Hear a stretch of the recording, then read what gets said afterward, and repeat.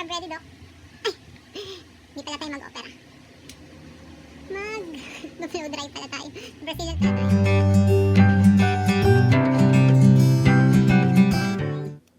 So yun nga, i-vlog ko ngayon ay DIY Brazilian blow dry.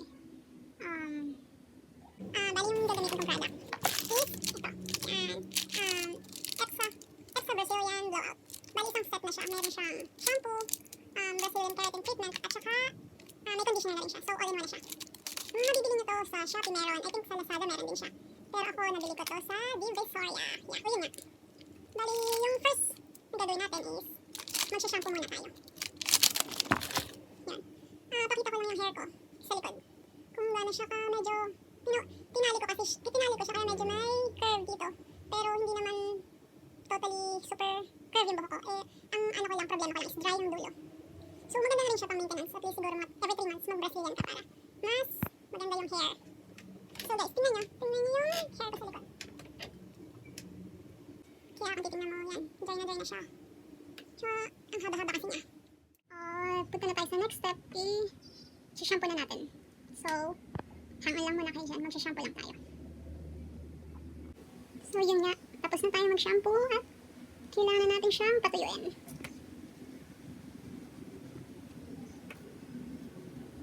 In fairness yung shampoo niya, mabango siya. Mabango. So, pagtapos ka na mag-shampoo, kailangan mo nang i-ready yung bottle number 2. So, bago ka mag-prepare yung bottle number 2, make sure na ready ang yung gloves and hair dry para pampa-dry ng buhok. Siyempre, diba? And after mo ma-hair dry, you need a plancha para mas straight pag-apply mo na siya yung pang-treatment. So, patihin lang muna natin ito.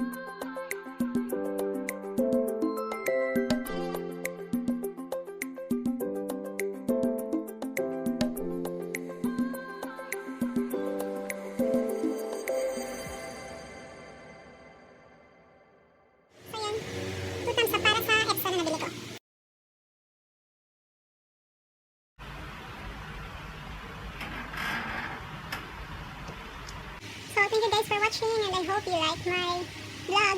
And see you in my next vlog. Thank you!